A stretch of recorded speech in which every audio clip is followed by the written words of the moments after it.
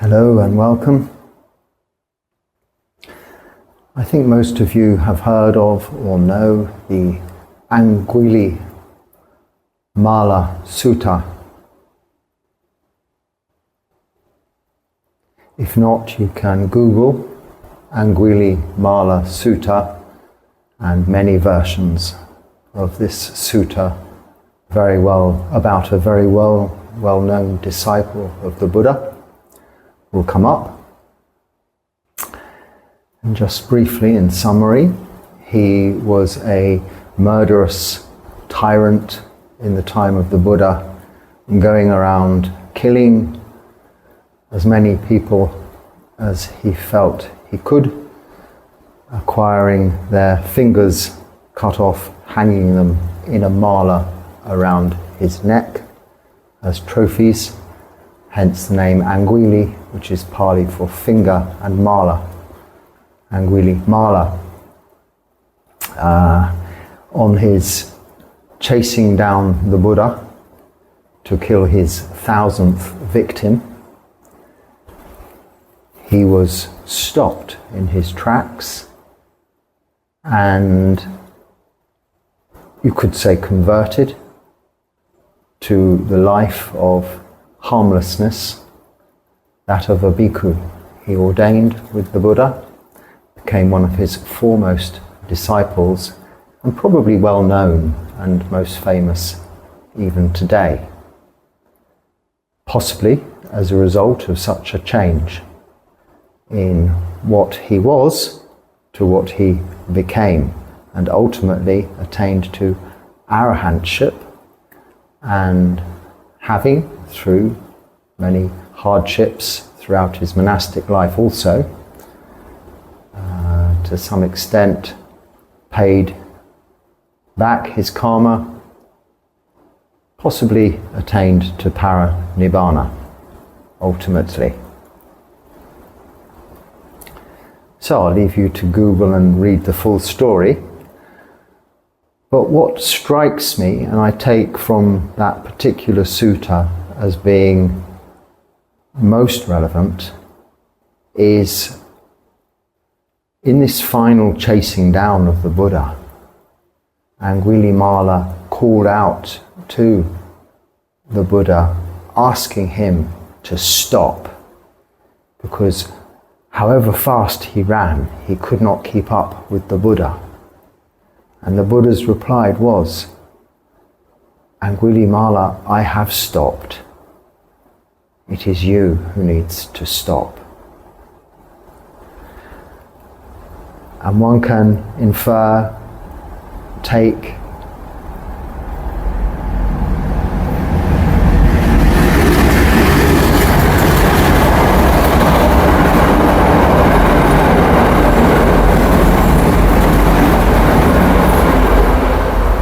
or understand that in many different ways. But what he was saying is quite simple. In his aggression and in his hatred, representing the defilements, greed, hatred, delusion, he was chasing and chasing and chasing. But he was never able to catch up, to get to what it was he was chasing. What he needed to do was to stop this pursuit just for a moment and realize it was not getting him anywhere. This is what we call enlightenment. Just stopping the pursuit, stopping the chasing.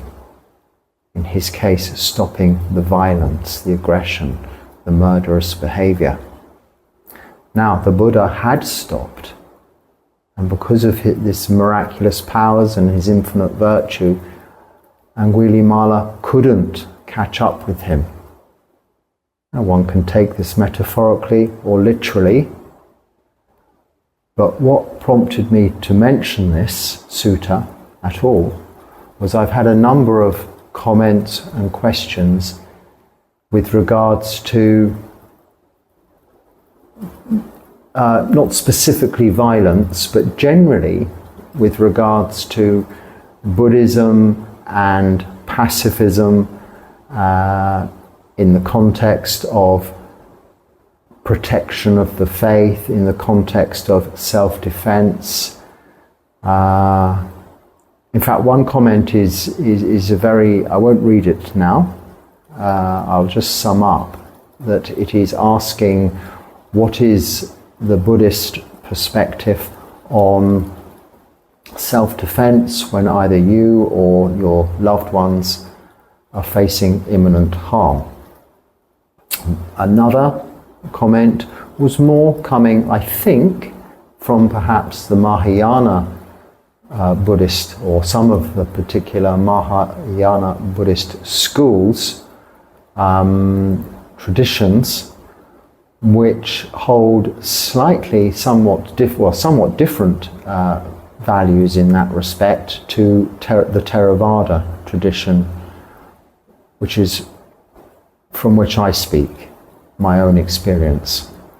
Now, the Mahayana tradition, in many respects, holds these bodhisattva vows to protect all others, to assist all others, all beings, all sentient beings on the path towards Nibbana, and ultimately, actually not the Nibbana, but ultimately Buddhahood, and to not cease one's labours in that respect until this has been attained, this has been achieved. And this is very, indeed, admirable, but very long, far-sighted. It's a very long game, as you can imagine. This Buddha Sasana has another few thousand years to go, and then the next Buddha's not coming along for eons, countless decades, millennia after that, before even one person will have the opportunity to become the next Buddha, let alone all beings. However, there is a lot of different aspects of Buddhist cosmology held within that school, including their iconic deity, whom is the protector of the faith, who is quite an angry-looking fellow with weapons, who is there to protect Buddhism as a protector. So seemingly this could be equated with self-defense, but of the faith, of a religion. Now, in the Theravada school, it doesn't hold such values whatsoever. In fact, promotes absolute harmlessness. Now, pacifist, one commenter referred to me as, what is my view on self-defense as a pacifist, or as a pacifist monk? Well, I wouldn't describe myself as a pacifist, which is, I'm not entirely sure of the etymology of the word, but ending in pacifist, it reminds me of the word activist. And you'll find many active activists in the world whom promoting in the cause of pacifism, promoting from their so-called pacifist position, peace and harmony, carry out quite unpeaceful, unharmonious activities of protests, of demonstrations, various acts historically of sabotage have been carried out in the name of peace. And this is somewhat of a paradox, isn't it? So the word pacifist to me kind of goes hand in hand with activism, activist. And I think more of the word ahimsa, which is actually from a word you may be familiar with, Gandhi, whom philosophy was purely this, harmlessness, and whom won gained his political goals, he won his political aims eventually through non-violence, through ahimsa, harmlessness. So in his case, he took it to another level, another extreme of hunger strikes and leading a very simple life just out of protest about what he disagreed with. I've forgotten the verse, but in the Dhammapada it says, which is verses taken from the suttas, but it says that we do not fight aggression and violence with violence, but instead we approach it with love. We approach it with what we call in the Pali word metta, loving kindness. Hate only builds hate. Hate can only be neutralized with its opposite, love. So this is more what is adopted in this Theravada school of Buddhism, way of the elders, going back to the original word of the Buddha as contained in the Pali Canon, in the Vinaya Pitaka and the Sutta Pitaka. The Vinaya Pitaka, our rules. So firstly, on self-defense, in the Vinaya Pitaka, and in terms of monks, bhikkhus and bhikkhunis, it is okay in the interests of harmlessness and in the interests of protection of ourselves from harm, because we must always begin with ourselves. In loving kindness, we must be able to love and be kind to ourselves before we can love and be kind to others.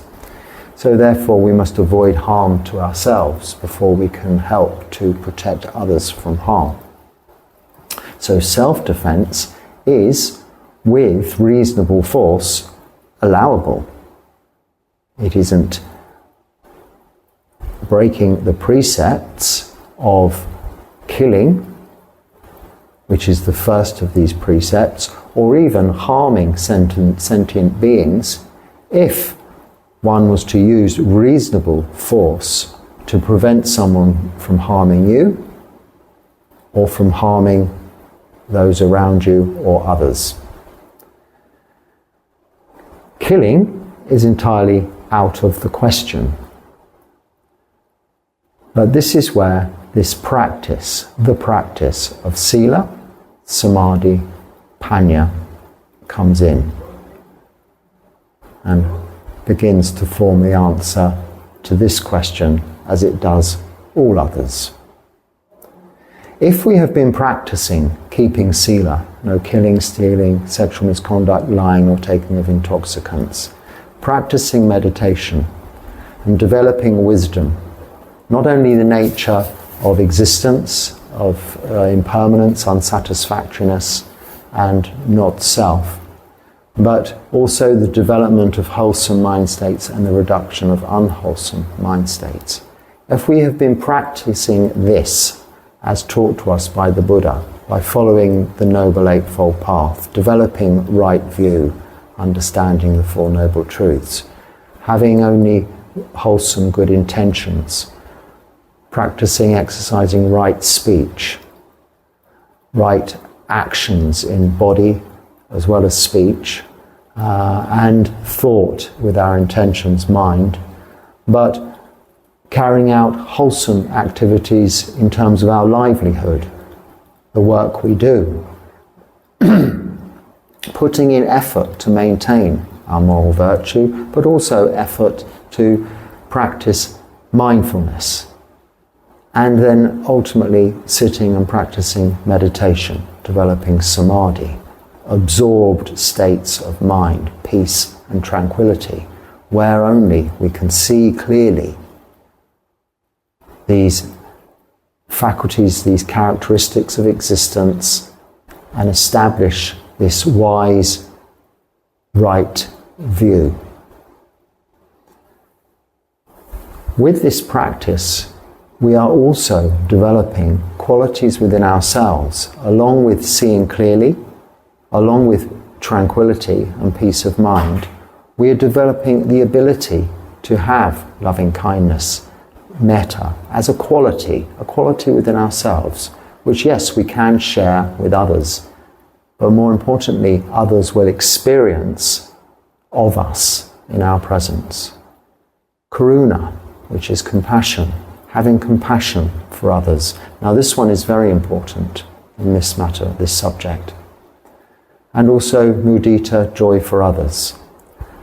Finally, equanimity, upekkha, is the fourth of what they call these 4 Brahma viharas, heavenly abodes.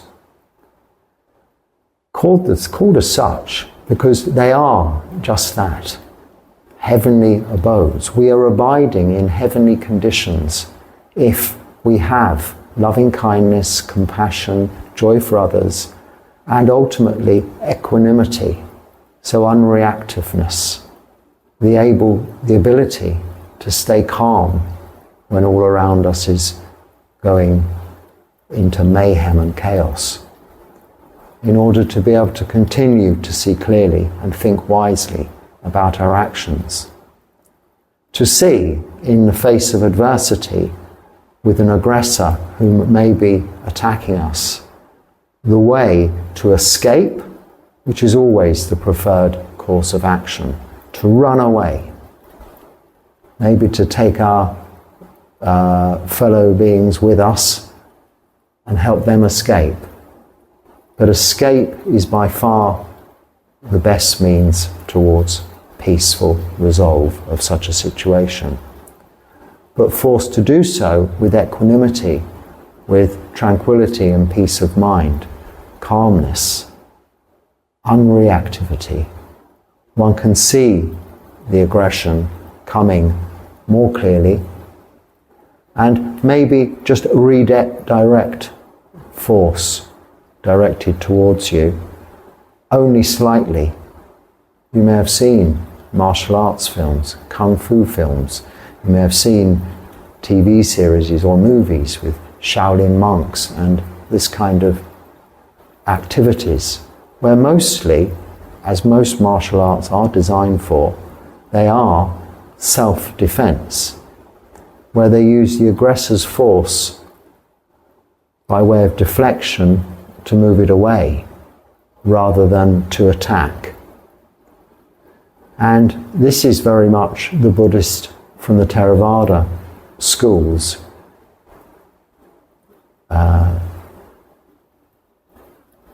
view on self-defense.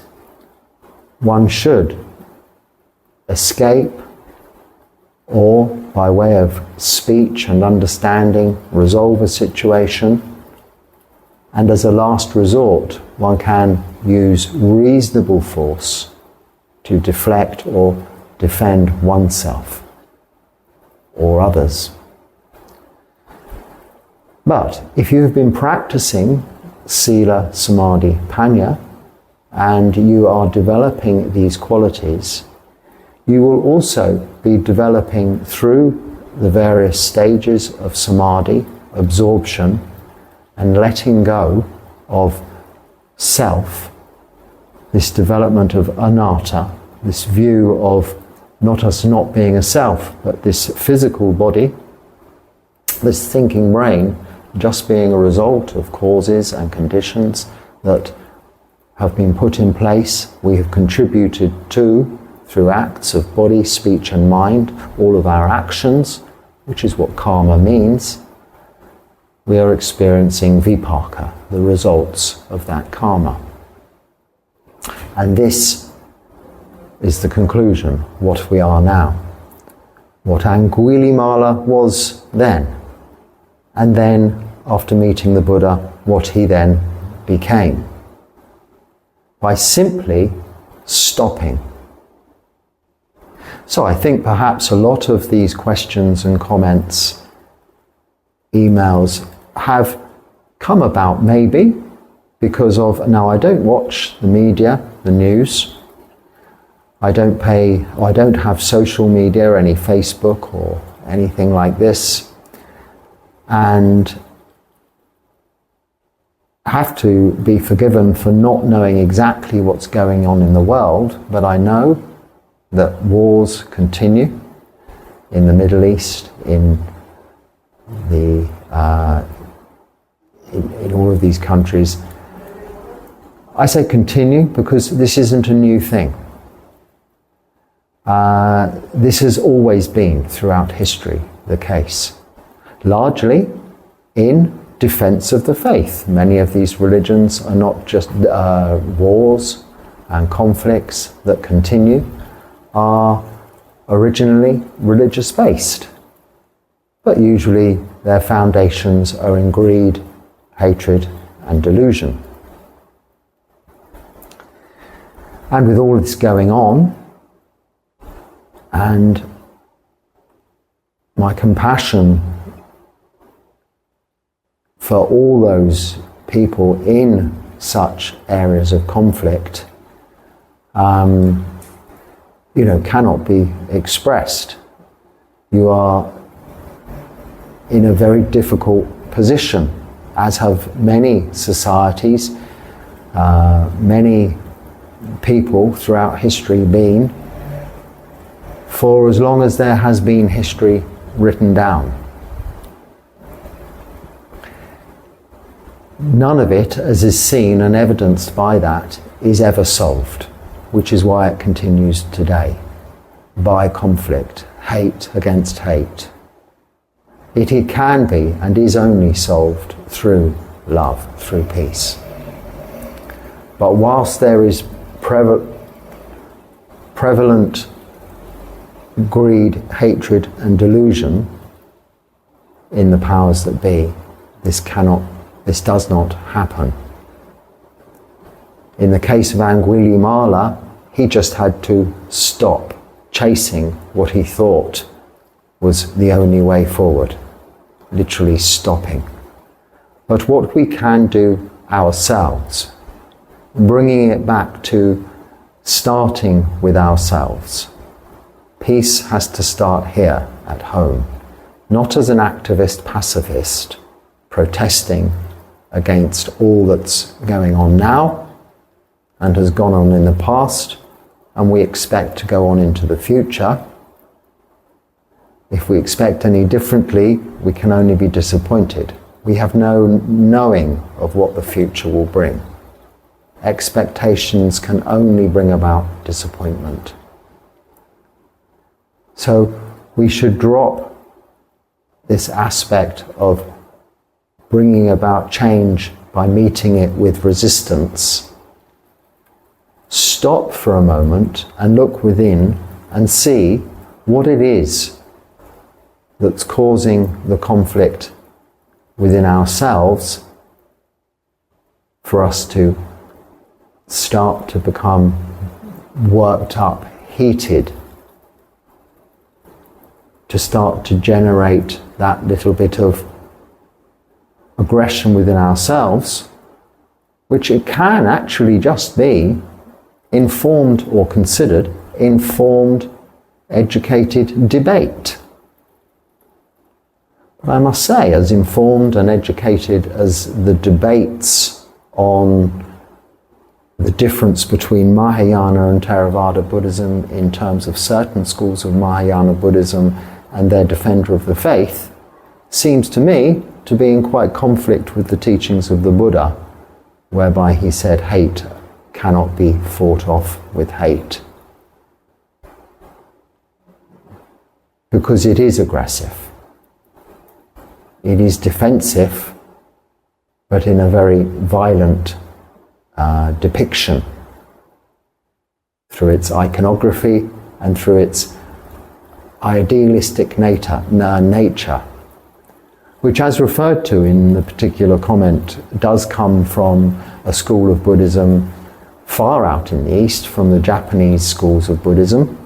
Some particular I'm not going to quote any, I don't know enough about it, and I know, and I've visited monasteries of other schools of Buddhism in the UK, whom also have some quite aggressive and conflictual attitudes within the different schools of Tibetan Buddhism and its current hierarchy and regime.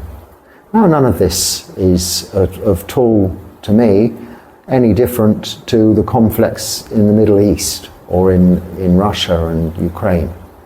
It's still conflict. It's debate, it's argument.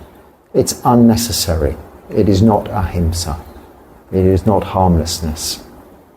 It's someone always gets harmed.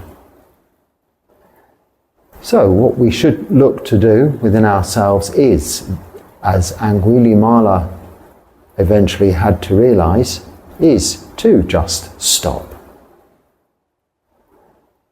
And rather than thinking, okay, well, let me think of the longest possible explanation or scenario whereby it might be necessary for a pacifist, using this, whatever this means, quoting this, a pacifist monk, to use some violence. Firstly, let me hope nobody's in this situation, and this is just pure hypothesis or speculation. In which case I ask, why is that necessary? If this ever unfortunately happens to any of us, we will deal with it when the time arises, in the moment, in the here and now, which will be then, not now. If it isn't happening now, don't try and solve the problem. All kinds of aggressors coming this way and that way, trying to steal this, trying to kill this person, doing that. Don't try to imagine that. There's enough of that actually happening at the moment. Have compassion for those others in that situation. Don't speculate over what you will do if that situation should arise for yourself.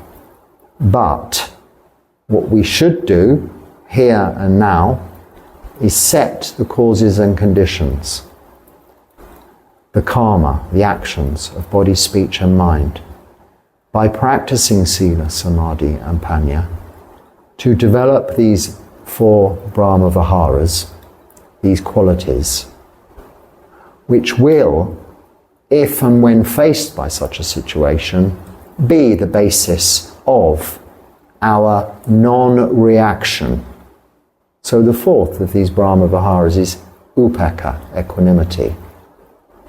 It's also one of the 7 factors of enlightenment. It is also a fact that when one has attained the first level of enlightenment, sotapanna, so there's still 3 levels to go, sakadagami, anagami and arahant. But in just the first level of enlightenment, sotapanna, stream entry, it's referred to in the English, one cannot break the 5 precepts. It isn't possible for a sotapanna to break the 5 precepts. So if you have practiced well and attained to the first level of enlightenment, and you're faced with one of these imaginary hypotheses or these speculative ideas, it becomes real, you will have enough equanimity not to react. You cannot kill. You cannot even lie. So imagine that. Another comment came about this situation, about having I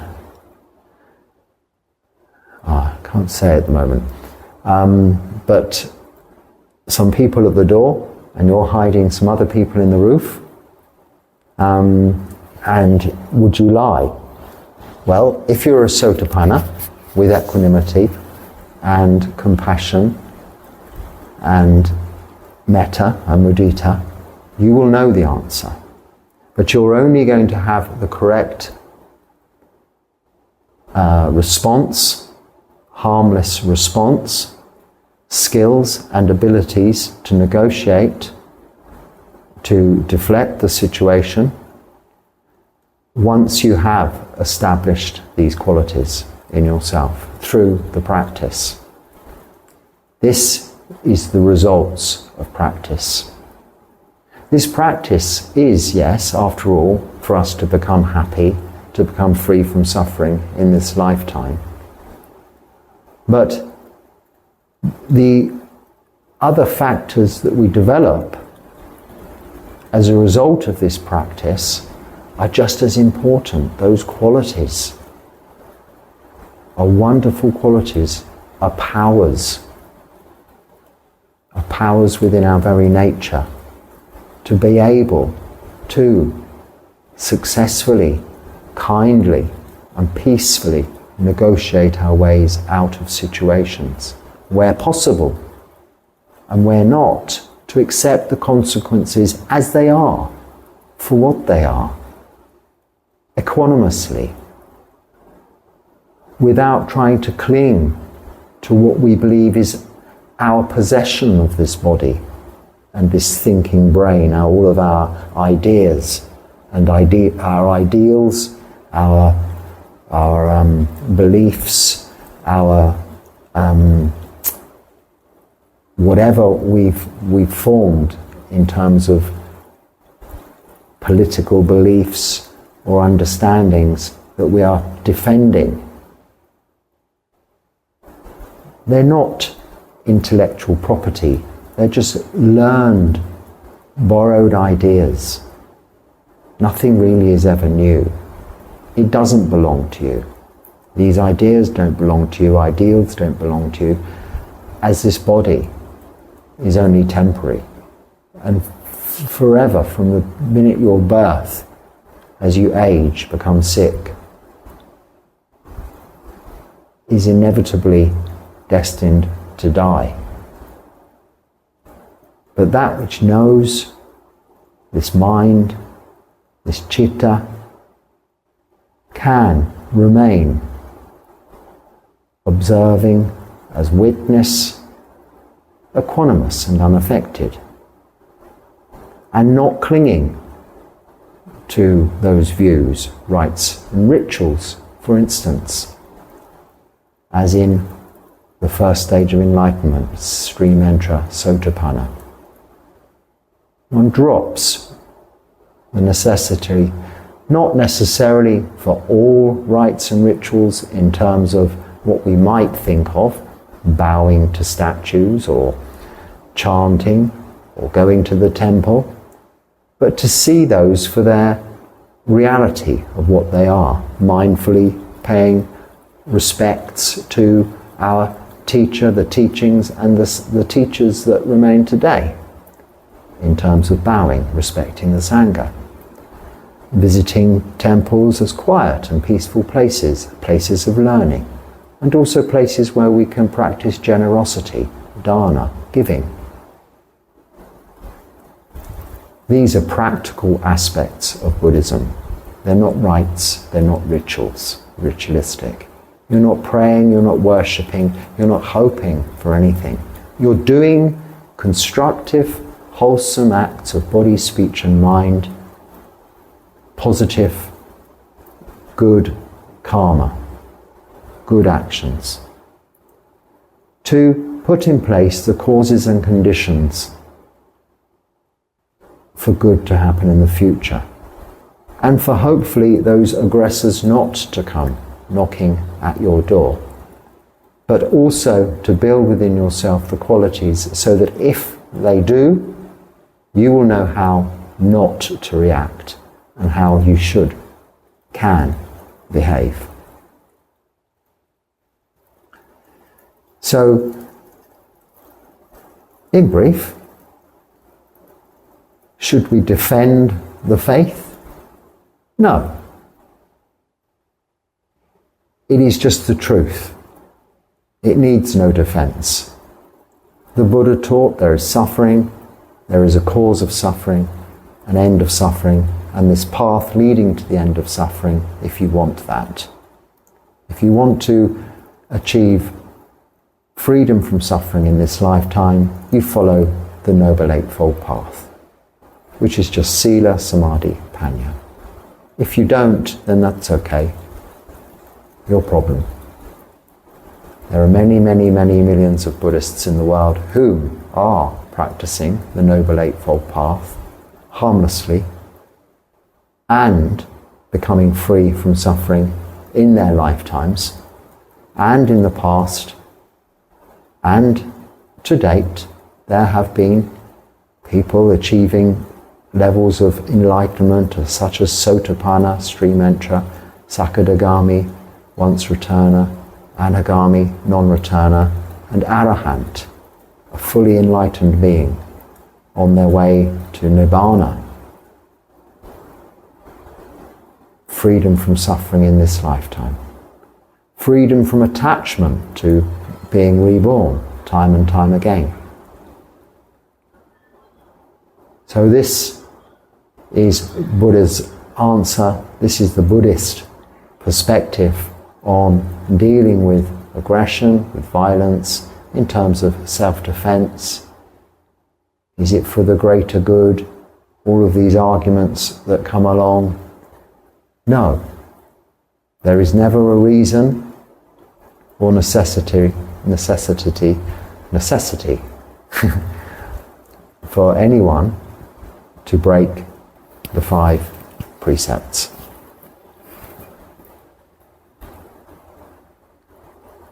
The less you have developed metta, karuna, mudita and upekkha, the more likely you are to break the 5 precepts.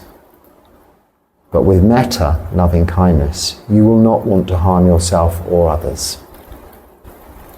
And with compassion, karuna, more so, you will have such good reason not to. Even your worst enemy, the most evil aggressor, has a mother. You can see this. You know this is the truth. And mothers love their children unconditionally. Would they want to see harm coming to that individual, however badly they're behaving? No.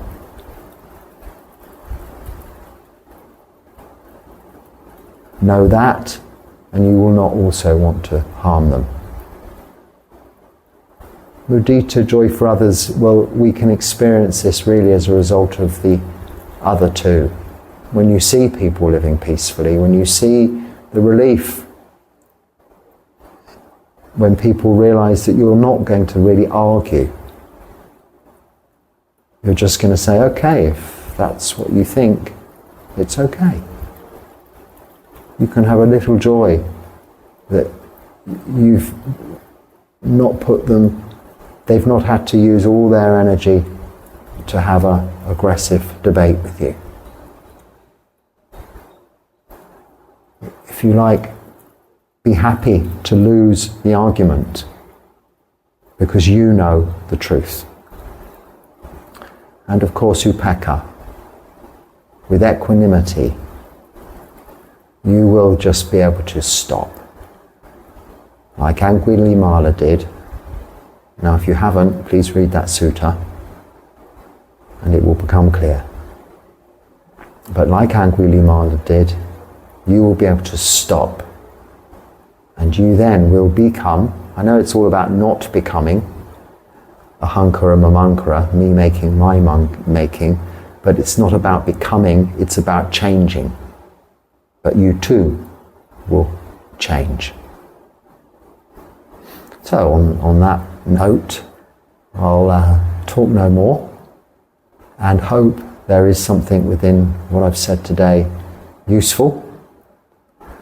In respect of those 2 or various comments and questions, I hope that provides the answers, although I'm not going to include them as the same question over and over again. I hope I've answered many questions with one answer from my perspective as someone practicing this, or Theravada Buddhism as a Buddhist monk, my own experience of that.